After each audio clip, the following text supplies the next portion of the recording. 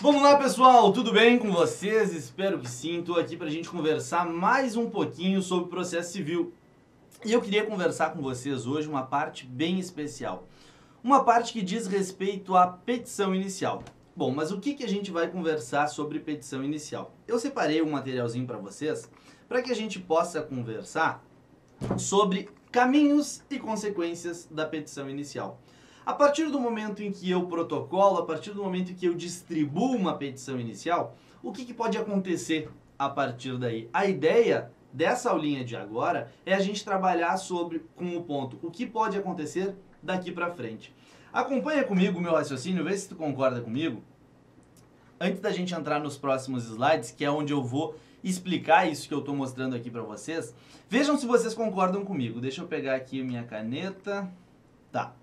A partir do momento em que eu protocolo a minha petição inicial lá no Poder Judiciário, essa petição inicial ela pode tomar 4 caminhos diversos. E é isso que a gente vai trabalhar na nossa aula de agora. 4 caminhos diversos. Juliano, eu não consigo imaginar 4 caminhos diversos.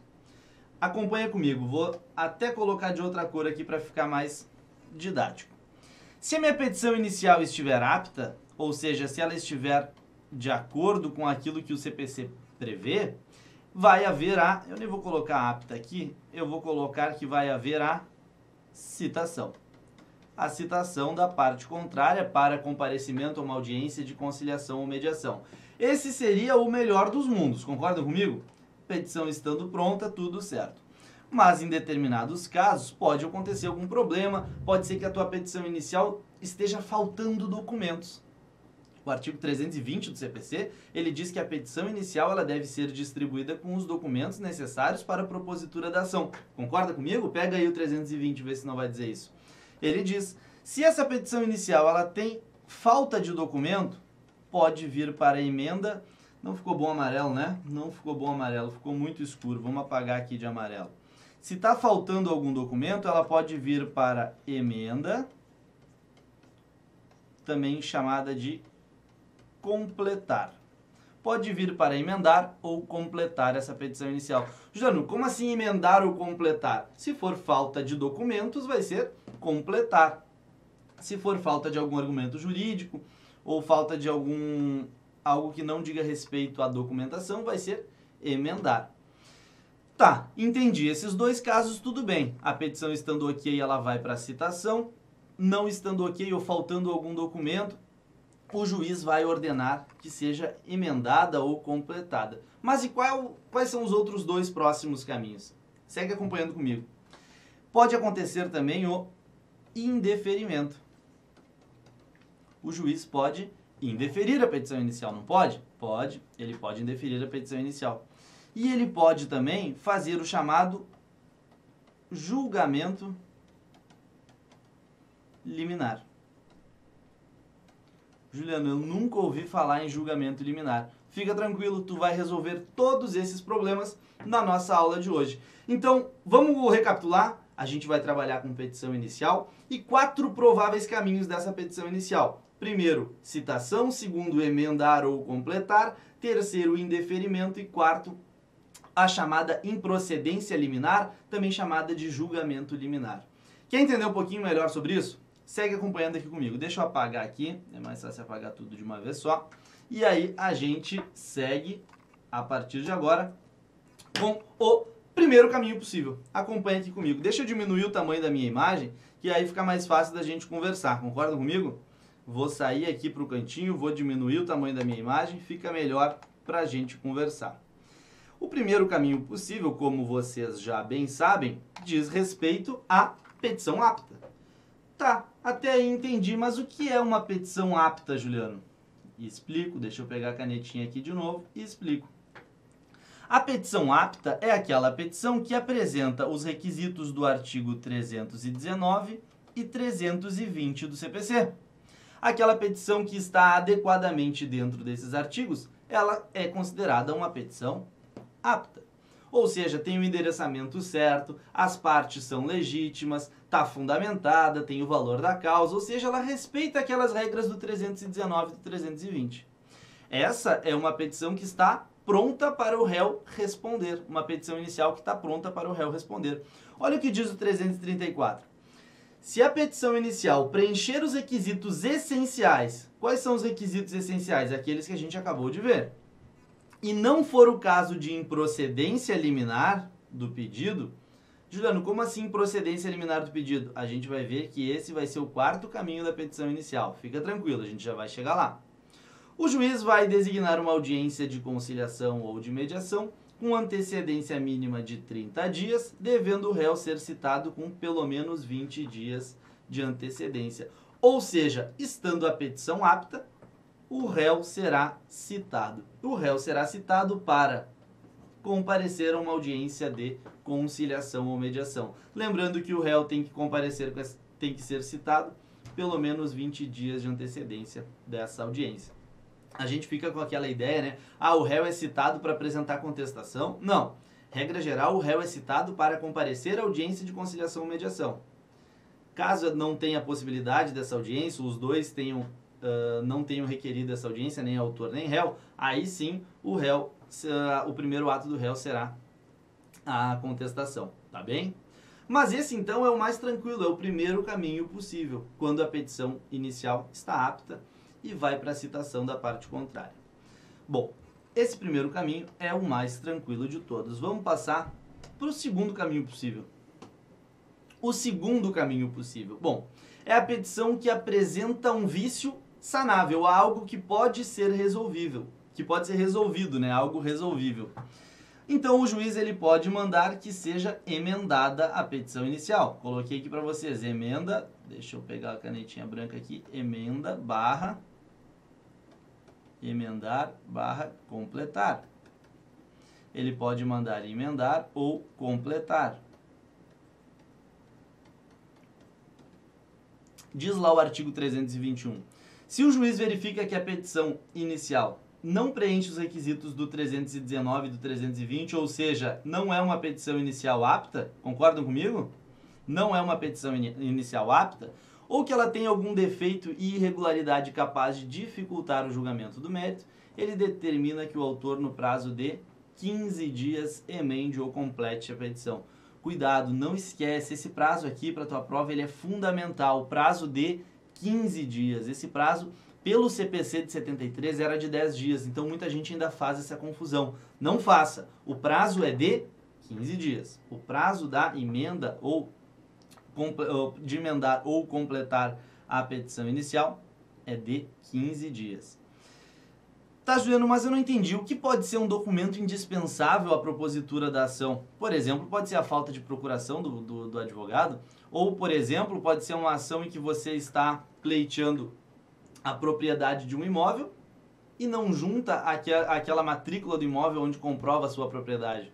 Então, são documentos indispensáveis à propositura da ação. Eles, então, caso não existam esses documentos, não tenham sido juntados, terá o prazo de 15 dias para juntá-los. Percebe, então, que a partir do momento em que a petição tem um vício sanável, o juiz ele pode, então, ordenar que seja emendada. Tá, Juliano, eu entendi. A parte tem 15 dias para apresentar essa documentação ou complementar a documentação, é isso? Sim, ela tem 15 dias. Se ela fizer isso, o que vai acontecer? Aí sim a petição inicial vai ser considerada apta e aí sim o processo vai para citação.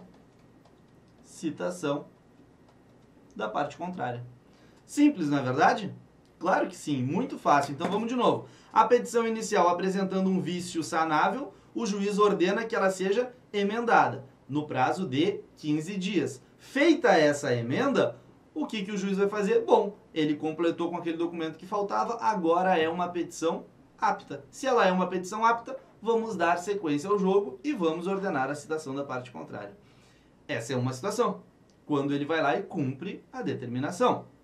Agora, outra situação é o juiz recebe a petição inicial, diz, olha, faz um despacho dizendo, olha, tem um problema nessa petição e eu preciso que você emende ela no prazo de 15 dias. E a parte esquece daquilo ali, o procurador vai para a praia, enfim, esqueceram, perderam o prazo. Perdeu-se o prazo e não se fez nada. O juiz ordenou que fosse emendada a petição inicial e não se fez nada. O que vai acontecer nesse caso? indeferimento da petição inicial. A petição inicial vai ser indeferida. Juliano, de onde é que tu tirou isso? Olha que diz o parágrafo único. Se o autor não cumprir a diligência, mas que diligência? Essa que o juiz ordenou na emenda. O juiz vai indeferir a petição inicial. Nossa senhora, aí é um novo problema, o indeferimento da petição inicial. Tá, mas deixa eu te perguntar uma coisa. Para ficar bem claro isso. Imagine que o juiz disse, olha, emende a petição inicial. Eu fui lá, emendei a petição inicial, mas não era aquilo que o juiz queria. Eu corro o risco de ter a minha petição inicial indeferida? Isso já foi objeto de grandes questionamentos. O novo CPC, ele veio para acabar com essa dúvida de vez. Porque o novo CPC, quando ele diz, olha juiz, você tem a faculdade de ordenar a parte que ela emende ou complete a petição, não tem problema nenhum. Mas você deve indicar de modo claro e preciso qual ponto deve ser emendado ou qual documento deve ser completado. Essa é a ideia. Pelo princípio da colaboração das partes, pelo princípio do artigo 6º do Código de Processo Civil, da boa-fé e da cooperação, o juiz deve cooperar para que o processo tenha um andamento célere. Não é verdade? A gente já viu isso. Então, com base no princípio da cooperação, o juiz, ele, quando ordena a emenda, ele já tem que dizer, olha, a emenda tem que ser sobre isso, isso, isso, isso. Então, essa é a ideia. Não existe a possibilidade de você emendar uma coisa diferente daquilo que o juiz queria, porque ele já vai explicar de modo claro e preciso o que é importante, o que é preciso que você emende na sua petição inicial. Tranquilo? Até aqui tudo bem? Esse segundo caminho possível, tá entendido? Bom, espero que sim. Espero que sim, porque agora vem o terceiro caminho possível. Esse terceiro caminho possível e o quarto, o terceiro e o quarto são os que têm mais chance de aparecer na nossa prova. Eles trazem um pouquinho mais, eles dão um pouquinho mais de trabalho. Imaginem que eu apresentei a minha petição inicial ao juízo. E o juiz considerou que aquela minha petição inicial é inepta. O juiz considerou que aquela minha petição inicial é inepta. Ou o juiz considerou que a parte que propôs a ação é manifestamente ilegítima. Lendo os fatos ali, ele percebe, olha, o autor que está postulando essa ação, ele não tem nenhuma relação jurídica com esse processo. Ou ele está entrando com uma ação contra alguém que não tem nenhuma relação com esse processo. Ou seja, é um caso de manifesta ilegitimidade. Não há dúvida quanto à ilegitimidade. E a ilegitimidade, ela pode ser tanto ativa quanto passiva. Pode ser com quem entra com a ação ou contra quem é réu na ação. Concordam comigo? Espero que sim, né? Ele pode entender também que a petição inicial apresenta uma falta de interesse processual. O que é uma falta de interesse processual? Lembrando que o processo, a gente costuma utilizar essa expressão, ele é a última ratio, né? Ou seja, ele é o último argumento que a parte deve utilizar para buscar os seus direitos. Se a parte não tentou, de outras formas, resolver aquele seu problema, se o processo ele poderia ser resolvido de outra forma, ainda que administrativa, não existe o chamado interesse processual. Juliano, legal, mas não entendi. Explico. Vou dar um exemplo bem comum para vocês. Era muito comum que as pessoas ingressassem com uma ação contra o INSS dizendo: INSS, eu quero me aposentar, tá aqui os meus documentos e eu quero a minha aposentadoria. Entrava com uma ação contra o INSS. Aí o INSS recebia aquela petição inicial, olhava os documentos e dizia: realmente você tem o direito de se aposentar. Mas por que você não veio aqui no meu balcão, na minha agência do INSS e fez o pedido de aposentadoria? Por que você entrou direto com uma ação judicial? Não tem a menor necessidade. Falta interesse processual. O interesse processual está ligado com a necessidade do processo. Aquele processo precisaria existir? Não, porque eu poderia facilmente resolver ele dentro do balcão do INSS. Tá bem? E aí eu coloquei ali os últimos dois casos. Esqueceu o endereço. Lá no Código de Processo Civil, no artigo 106, deixa eu até vou escrever aqui para vocês. Lá no artigo 106, opa, passei. Lá no artigo 106, ele diz assim, olha, o advogado, quando ele postula em causa própria, quando ele entra com uma ação em causa própria, ele é obrigado a informar o seu endereço na petição inicial. Se ele esqueceu de informar o endereço na petição inicial, lamentavelmente vai ser indeferida a petição inicial. Vai ser indeferida a petição inicial. E o último, não emendou. Como assim não emendou? Claro, lembra que a gente estava conversando agora no segundo caminho? O juiz deu prazo de 15 dias para você emendar. Se você não emenda, a gente viu no parágrafo único. Se você não emenda a petição inicial, ela vai ser indeferida. Ela vai ser indeferida a petição inicial. Percebe que no indeferimento da petição inicial, não se analisa o mérito. Eu não quero saber se tu tem direito ou não. Eu não analiso se tu tem direito ou não. Eu tô te dizendo que por um vício formal, por um problema na forma da tua petição inicial, eu não vou analisar o mérito do teu pedido. No exemplo que eu dei do INSS, pode ser que realmente você tivesse o direito de se aposentar, mas isso não vai ser analisado. Isso não vai ser analisado. Não tem análise do mérito. Não tem análise do mérito. Tá, acho que agora eu entendi. Quando eu distribuo uma petição inicial e ela é inepta, quando a parte é manifestamente legítima, quando falta interesse, quando o advogado está atuando em causa própria e esquece o endereço, esquece de informar o endereço, e quando a parte não emenda a petição inicial quando lhe era obrigatório emendar. Eu só fiquei com uma dúvida aqui, Juliano, o que vem a ser uma petição inicial inepta? Tem como me explicar?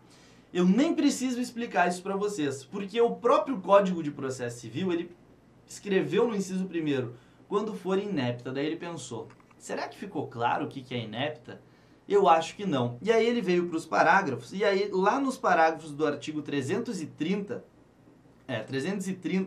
no parágrafo 1º ele vai dizer assim, ó, considera-se inepta a petição inicial quando? Considera-se inepta a petição inicial quando? Falta pedido ou causa de pedir, ou seja, o cara fundamentou e esqueceu de fazer o pedido. Quando o pedido for indeterminado, a gente sabe que, regra geral, os pedidos devem ser determinados. Quando da narração dos fatos não decorrer logicamente uma conclusão, ou seja, ele falou, mas não disse nada, não conseguia entender o que ele pedia naquela petição inicial. Ou quando tiver pedidos incompatíveis entre si. Então a gente até pode destacar aqui, ó, artigo 330, parágrafo 1º, inciso 1º a 4º, eles vão dizer os casos em que a petição inicial ela é inepta.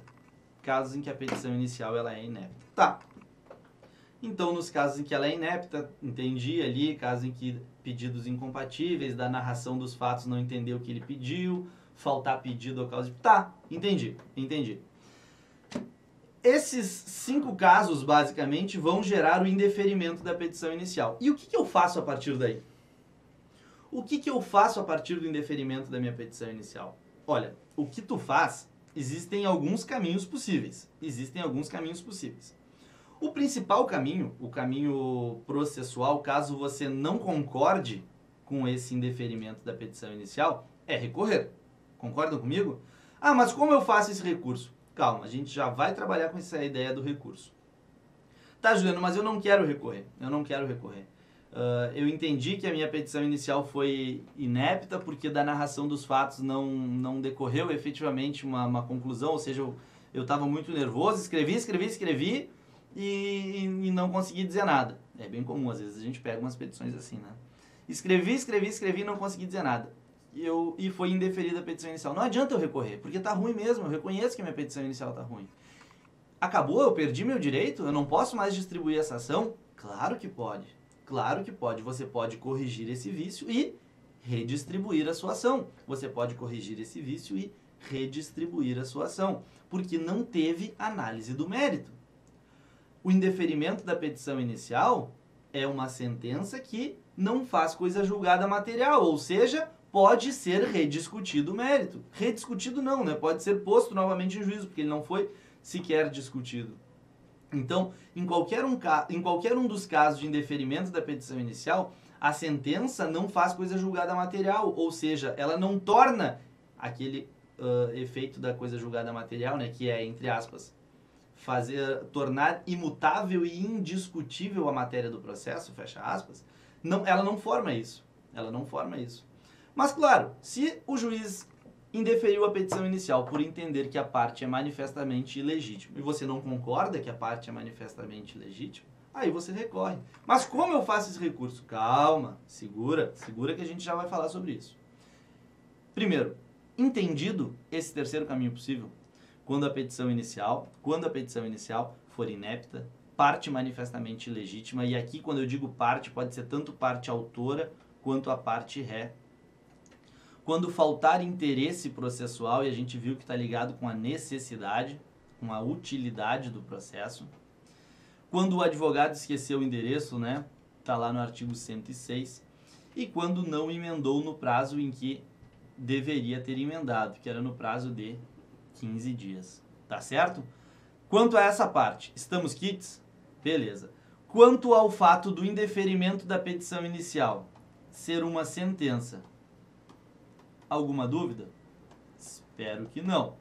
É uma sentença que não resolve o mérito. É uma sentença que não resolve o mérito. Ou seja, é uma sentença chamada de sentença terminativa. Tá bem? Vamos seguir dando uma olhada no nosso quarto caminho possível. Quarto caminho possível. Aqui o buraco é um pouquinho mais embaixo. Aqui o buraco é um pouquinho mais embaixo. Olha só que interessante. Vou dar um exemplo para vocês. Esqueçam o que está no slide. Deixa eu até vou aumentar o meu tamanho aqui na tela. Só assim para eu aumentar de tamanho, né? Só utilizando recursos tecnológicos para aumentar de tamanho. Porque, né? É brabo ser baixinho. Mas olha só. Pensa comigo nesse quarto exemplo que eu vou te dar. Existe uma súmula do Tribunal de Justiça do Estado. Imaginem que a gente esteja falando do Tribunal de Justiça aqui do Estado de São Paulo. Do Tribunal de Justiça do Estado de São Paulo, vou pegar uma caneta aqui. Eita! Do Tribunal de Justiça do Estado de São Paulo, agora vai. Uma súmula do Tribunal de Justiça do Estado de São Paulo, dizendo... Vou botar o que vai dizer a súmula. Tempo de espera em fila de banco não gera dano moral. É um exemplo, tá? Essa súmula nem existe, quer dizer, eu acho que não existe, mas, enfim, seria uma súmula do Tribunal de Justiça de São Paulo. Aí o Juliano vai lá e entra com uma ação, entra com uma petição inicial, dizendo, juiz, fiquei por 40 minutos esperando na fila do banco. Diante desse tempo excessivo de espera, quero 10 mil reais de indenização por dano moral. O juiz pega aquela minha petição inicial, eu imaginei que isso aqui seja a minha petição inicial, o juiz pega aquela petição inicial, vai ler e vai dizer, mas só um pouquinho. Ele vai dizer, isso aqui já foi resolvido, tem uma súmula do Tribunal de Justiça local aqui, dizendo que isso não gera dano moral. Eu preciso citar o réu para que o réu alegue aquela súmula, para que o juiz julgue lá no fim a improcedência dessa ação? É claro que não. É claro que não. Então, o quarto caminho possível é quando o juiz recebe a tua petição inicial, ele faz uma análise do teu pedido e ele vê que aquele pedido ele apresenta um problema. E esse problema, dentro do mérito dele, vai levar à improcedência dessa ação inevitavelmente. Inevitavelmente. Então vamos de novo, nesse quarto caminho possível. Agora eu vou diminuir meu tamanho aqui. Vou diminuir meu tamanho para que a gente possa conversar melhor. Aí fica mais fácil da gente conversar. Olha só. Diminuindo aqui o tamanho, eu quero falar agora sobre esse quarto caminho possível. Agora sim. Agora sim. Ao distribuir a tua petição inicial e naquelas causas em que, deixa eu mostrar aqui para vocês, naquelas causas em que se dispensa a fase instrutória, ou seja, são ações meramente de direito, são ações exclusivamente de direito, que contrarie. Isso é muito comum, esse tipo de ação que dispensa a fase instrutória é muito comum em processo previdenciário, é muito comum em processo tributário, é muito comum em processo administrativo. Imagina, existe uma súmula dizendo os aposentados no período tal não fazem jus ao recebimento de um ressarcimento pelo atraso no pagamento. Aí o cara vai lá e entra com uma ação dessa. Percebe que essa ação dispensa a fase instrutória. Eu não preciso de testemunha, eu não preciso de nada. Quando eu digo que é uma ação que dispensa a fase instrutória, eu estou dizendo que é uma ação que pode ser provada apenas com documentos. Concordam comigo? Ou seja, eu não preciso ouvir testemunhas, eu não tenho perícia, não precisa da fase instrutória. Essa é a ideia. Essa é a ideia. Então, nesse tipo de ação, nas causas em que não se precisa da fase instrutória, e isso é importante, não é em qualquer ação, é naquelas em que dispensam a fase instrutória e contrariem. Se o teu pedido contraria uma súmula do STF ou do STJ, o juiz está autorizado a liminarmente julgar improcedente a tua ação. Como assim liminarmente? Sim, sem nem citar a parte contrária. Ele nem vai citar o réu e já vai julgar improcedente a tua ação.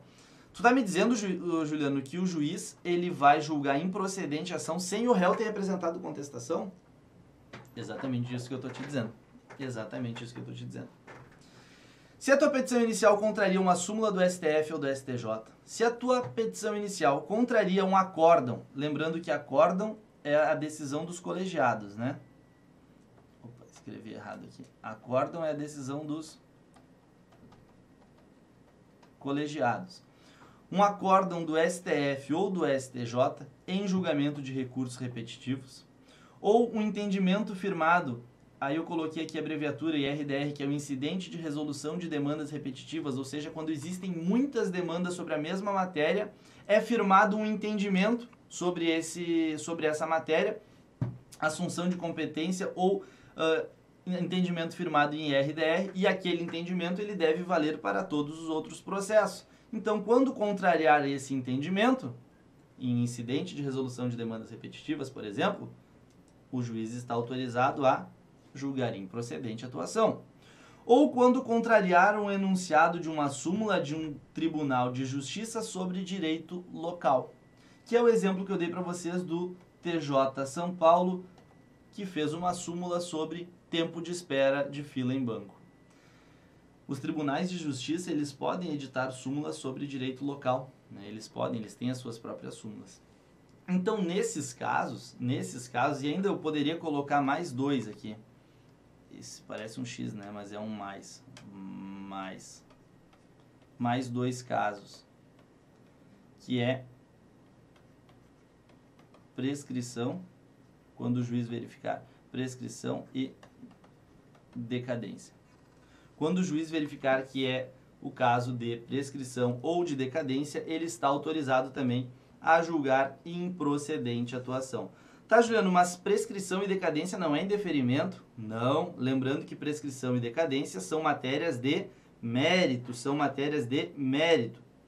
Isso vai estar lá no 332, parágrafo 1º. 332, parágrafo 1º. Faltou completar aqui, né? 332, parágrafo 1º. Ele vai autorizar mais nesses dois casos aqui.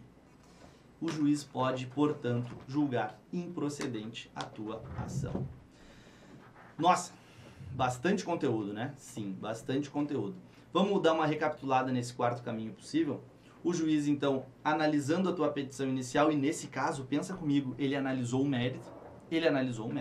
Ele viu que o mérito da tua ação contraria a súmula do Tribunal de Justiça sobre Direito Local, do STF ou do STJ, acórdão do STF ou do STJ em recurso repetitivo, ou entendimento firmado em IRDR. Muito tranquilo da gente resolver qualquer questão sobre isso. E eu tô te preparando, eu tô fazendo a cama aqui para que tu consiga, caso apareça na tua segunda fase, porventura, um recurso de apelação. Eu já tô preparando a cama para que a gente consiga chegar lá. Nesse segundo caso, portanto, ou melhor, nesse quarto caminho possível, há uma improcedência da ação. Se a ação ela é improcedente, pergunto a vocês, tem ou não tem análise do mérito? Se a ação foi julgada improcedente, tem ou não tem análise do mérito? Sim. Tem análise de mérito. Então, a improcedência da ação tem análise de mérito. Tem mérito. Eu posso dizer que é uma sentença definitiva. Tem análise de mérito. Ah, Juliano, mas se não apresentar recurso, nunca mais eu vou poder discutir isso? Vai fazer coisa julgada material? Vai fazer coisa julgada material. Vai fazer coisa julgada material. Improcedência da ação e indeferimento da petição inicial. Entenderam a diferença desses dois? Mas eu quero ser um pouquinho mais chato. Eu quero continuar conversando com vocês sobre isso. Olha só, fiz um esqueminha aqui para vocês. Improcedência liminar, ou melhor, improcedência liminar, né, que aqui está invertido. Improcedência liminar e indeferimento da petição inicial. Improcedência e indeferimento da petição inicial. A gente precisa lembrar que os dois casos são casos de sentença. Os dois casos são sentença. A diferença é que um tem análise de mérito e o outro não tem análise de mérito. Isso é fundamental. Isso é fundamental. Que a gente memorize que tanto na improcedência liminar quanto no indeferimento da petição inicial, os dois têm a possibilidade de se recorrer. E como que eu recorro disso? Tcharam! Deixa eu ver para que lado eu tenho que apontar. Eu sou muito boca aberta com isso aqui. Tcharam! Apelação. É o recurso cabível. Aí vai vir a tua prova numa questãozinha e vai te dizer: o recurso cabível contra a decisão que indefere a petição inicial ou é o agravo de instrumento? Errado. Porque a gente sabe que o recurso cabível é a apelação. Porque ambos os casos são sentença. Nossa, muito... Processo civil é a matéria mais legal, né? Não tem como não ser mais legal que isso. Olha só, até vou sair aqui agora da tela para não atrapalhar aqui a tua visão. Deixa eu sair aqui. Olha só como que vai funcionar essa tua apelação. A apelação vai funcionar assim. Protocolada a apelação lá no juízo de primeiro grau, lembrando sempre que a apelação ela é protocolada no juízo de primeiro grau. Vou botar aqui, ó, apelação no juízo de primeiro grau. A apelação não é protocolada direto no segundo grau. Ah, Juliano, mas o novo CPC não inovou dizendo que é somente o segundo grau que vai fazer a análise da admissibilidade? Sim, mas ainda assim a petição ela é protocolada no primeiro grau. O juiz de primeiro grau é quem vai remeter a apelação ao tribunal. Diferente do agravo de instrumento, quando você protocola direto lá no tribunal. Tá entendido? Então, a apelação protocolei no juízo de primeiro grau. Ele recebe aquela... Deixa eu voltar aqui, que eu fico com saudade, que eu tenho que voltar para a tela aqui. Protocolei essa apelação no juiz de primeiro grau. E aí o juiz ele lê aquela apelação e disse: olha, eu havia indeferido essa petição inicial aqui porque a parte, ao meu ver, era manifestamente ilegítima, eu havia indeferido a petição inicial. Feito esse indeferimento, a parte não concordou e apresentou recurso de apelação. E eu estou aqui com o recurso de apelação da parte. Analisando os fundamentos desse recurso dela, realmente ela tem razão. Parece que eu errei. Parece que ela não era uma parte manifestamente legítima. Parece que ela era legítima sim. Errei, reconheço que errei. Apresentado o recurso de apelação, o juiz ele tem a faculdade de se retratar no prazo de 5 dias. Ou seja, apresentei o recurso de apelação, o juiz vai olhar e vai dizer: realmente chupei bala, errei. Me retrato em 5 dias. E aí eu trouxe para vocês as possibilidades. O que acontece quando ele se retrata e o que acontece quando ele não se retrata. Acompanha comigo. Apresentei o recurso de apelação ao juiz, em 5 dias ele analisa. E aí ele diz: realmente errei. É o caso que está à esquerda do nosso PowerPoint. Retratando. O que acontece se ele se retratar? Se ele se retratar, acontece que a tua petição inicial está apta e aí vai haver a citação do réu para apresentar defesa no processo e vida que segue, vida que segue. O processo vai continuar a partir dali, o réu vai... defesa, que é modo genérico de dizer, né? Ele vai ser citado para comparecer à audiência de conciliação ou mediação, enfim. Ele vai ser citado para integrar a relação jurídico-processual. Isso no caso do juiz reconhecer o seu erro e se retratar. Mas também temos o outro caso, que é onde eu estou bem em cima aqui. Deixa eu sair daqui. É quando o juiz não se retrata. E esse é o mais comum de todos, né? Quando o juiz não se retrata. O juiz analisa a tua apelação e diz: realmente eu tenho razão. Você é parte legítima sim. Você é parte legítima sim. não me retrato, não me retrato.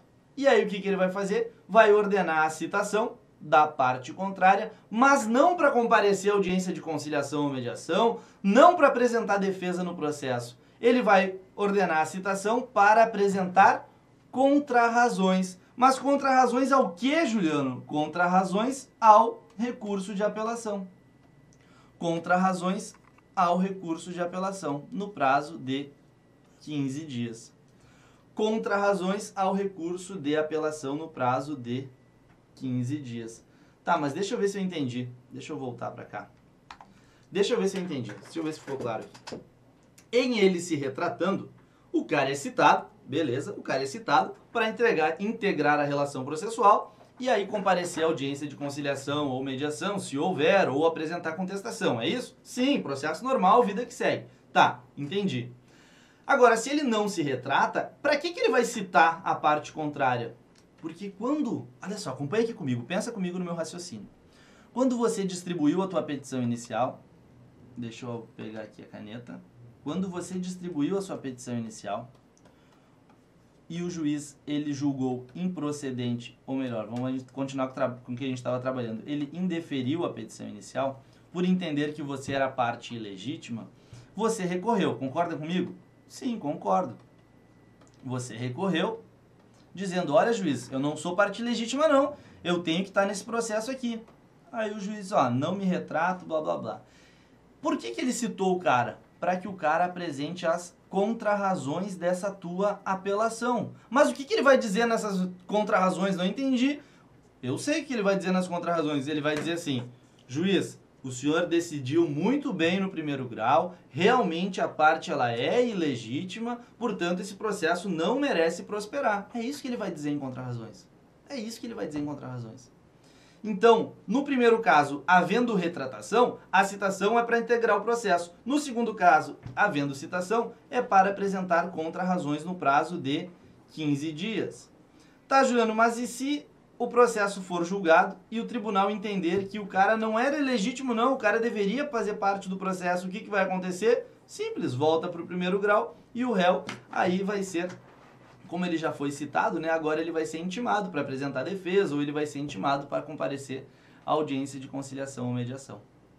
Entenderam isso? Essa parte ela é fundamental porque isso faz todo sentido na hora de quando tu for criar a tua apelação, porque pode surgir um problema assim na tua peça de segunda fase e pedir que você faça o recurso cabível. Pedir que você faça o recurso cabível. E aí você já sabe que em ambos os casos o recurso cabível é sim o recurso de apelação. Em ambos os casos, o recurso cabível é o recurso de apelação. Tá certo, galera? Deixa eu voltar aqui pra gente se despedir dessa primeira aula, voltar um pouquinho maior agora, né? Pra gente se despedir dessa primeira aula, dessa aula inicial, que a gente começa a engatinhar sobre petição inicial e ao mesmo tempo a gente dá uma viajada em outras partes do processo civil. A gente falou de petição inicial, mas a gente falou também de sentença e a gente falou um pouquinho de recurso, de apelação. Então esses 4 caminhos possíveis da petição inicial, eles vão gerar consequências. E essas consequências, elas são distintas e é muito importante. Isso vai ser o diferencial na tua prova, que você conheça esses caminhos distintos. Tá bom, galera? Espero vocês em uma próxima aula e fiquem com Deus.